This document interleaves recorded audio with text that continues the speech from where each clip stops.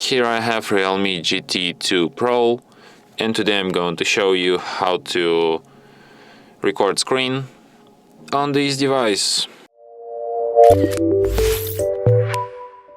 So firstly you have to go to the upper bar, and here you can find the button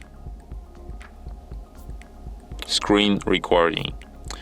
By holding your finger on it, you can access some of its settings. For example, you can record system sound, you can record microphone sound, you can change picture definition, you can change its frame rate, you can record front camera video, you can show screen touches, you can select video coding format, and so on. And that's it, all the settings.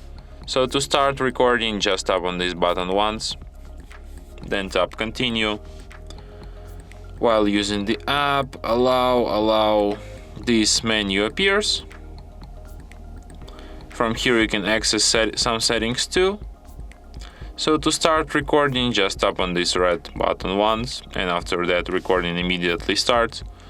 As you can see here, I have my front camera. So yeah, you can also pause recording by tapping here, and you can stop recording by tapping on the red button once again.